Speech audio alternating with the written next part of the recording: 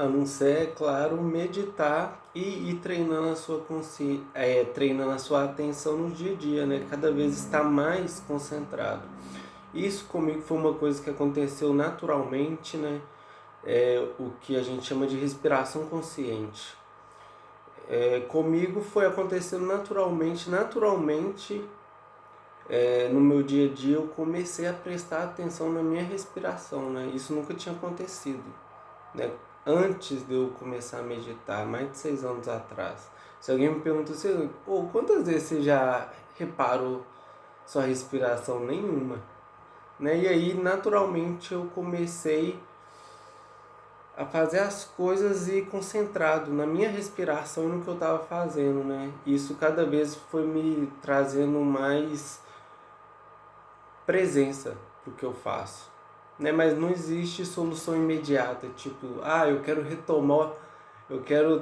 tomar o poder da mente, né? Colocar ela no mudo e na hora sim que eu quiser pensar para raciocinar alguma coisa, para montar um planejamento, para resolver alguma coisa prática, de fato eu ligo a minha mente e uso ela. Não, ela que nos usa.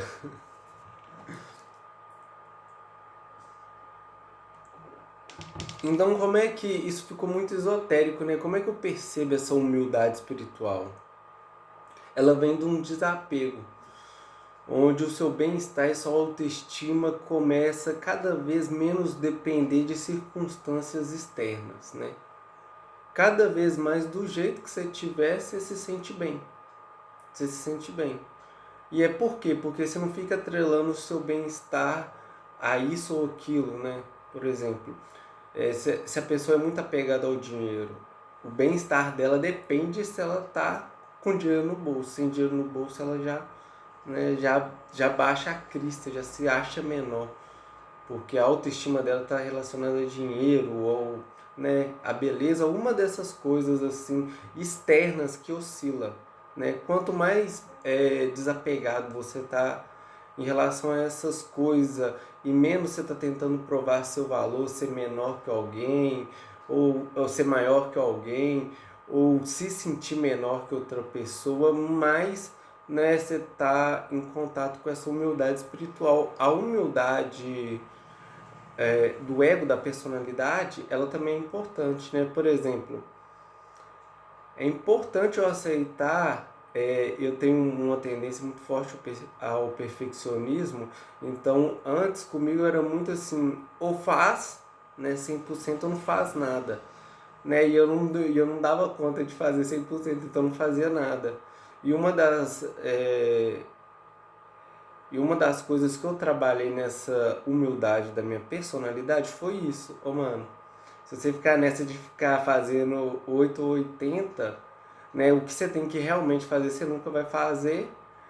E aí você vai perrear meu lado, né? Então, tipo, às vezes você consegue fazer 20, faz 20, entendeu? Aos poucos você vai, né, aumentando. Por exemplo, a pessoa fala assim, não, eu vou na academia, mas eu tenho que ir os 5 dias. Pô, você não gosta de academia, você ainda fala que você quer ir 5 dias. Aí você falta um dia, se desanima, falta outro. Aí você vai começa a voltar outra semana. E você vai ver, você pagou 6 meses ou um ano. Eu acho que isso já aconteceu umas 2 vezes comigo, de eu pagar um ano e não chegar aí 3 meses, né? Então, pô, ou eu vou 5 dias ou não vou nada? Não, dá pra mim 3, 2 dias, algo executável, né? Então essa daí é uma humildade do ego, eu saber até onde eu consigo ir, né? Então, e ter essa humildade, falar, eu não consigo fazer isso do jeito que eu idealizo, né? Que é uma idealização, tem que ser feito desse jeito, mas não tem que ser feito desse jeito não, né? Seria bom se fosse feito desse jeito, mas você não tem a patente ainda para fazer desse jeito. Pô, você tá com preguiça, você tá cheio de coisa aí, e aí você vai falar, não, vou fazer uma caminhada de meia hora todos os dias, não. 15 minutinhos, 10 minutinhos, 3 vezes na semana, algo que a sua própria mente concorde, né? A humildade com o ego é muito essa negociação, você fica negociando com ele, né? Porque a personalidade, ela vem cheio de crenças limitantes, né? Muitas delas atrelado com essa questão da preguiça, assim, do desânimo, da má vontade em fazer as coisas que devem ser feitas, se assim eu posso dizer, né? Se eu falar para você, você sabe o que tem que ser feito, você vai escrever, você faz uma lista de cabeça para baixo. Todo mundo sabe no íntimo assim o que tem que ser feito, né?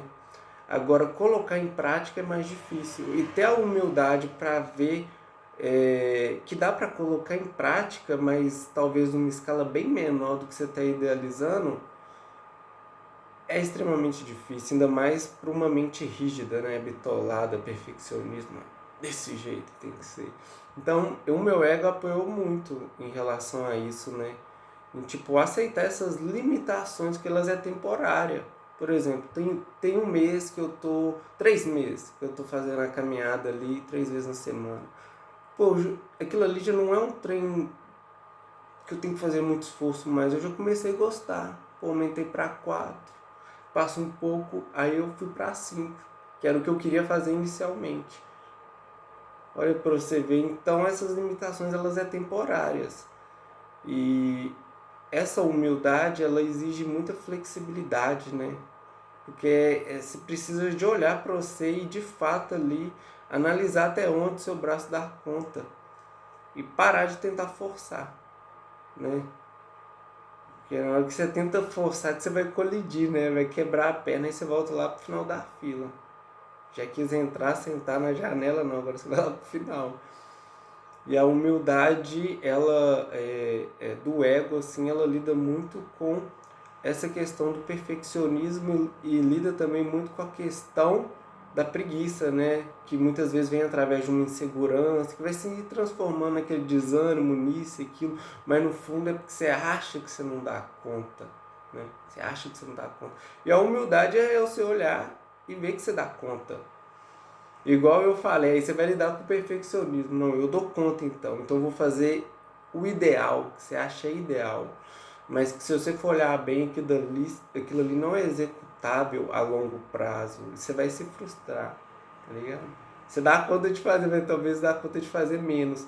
Então o ego espiritual ele vem desse lugar de desapego, de que eu entendo que eu sou algo além dessa personalidade, né? Então eu paro de tentar ficar me provando muito, né? De ficar me comparando muito, porque toda comparação ela é injusta. Ninguém te falou isso, ou talvez já te falaram. Mas toda vez que você fosse comparar, você lembra disso. Por exemplo, eu comecei a tocar violão agora. 3 meses. Meu colega também começou há 3 meses. Só que a nossa personalidade é extremamente diferente. Então ele tem facilidade para aquilo dali. É uma aptidão natural e eu não tenho. E aí eu começo a me comparar com ele. Não é justo, tá ligado? Não é justo. Existem inúmeras variáveis que faz a pessoa fazer tal coisa de tal jeito, que às vezes eu acho que eu não dou conta, mas eu tenho facilidade com uma outra coisa que essa pessoa não dá conta. E isso tem muitas variáveis sutis, né? E muitas vezes nem é tão sutil. Eu começo a fazer alguma coisa agora e fico me comparando a alguém que já está há 5 anos fazendo aquela coisa, né? Ou seja, isso é totalmente injusto, né? Então tem infinitas nuances, principalmente subconsciente e inconsciente, que influencia qualquer resultado. Então toda comparação ela é injusta. Pô, fulano é calmo daquele jeito, queria ser assim, então, velho, ele é assim, mas você é outra coisa e que ele não é tanto, e isso tem muito a ver com criação, com crença limitante, com personalidade, infinitas variáveis. Então, tipo, não dá pra você comparar, vai ser injusto.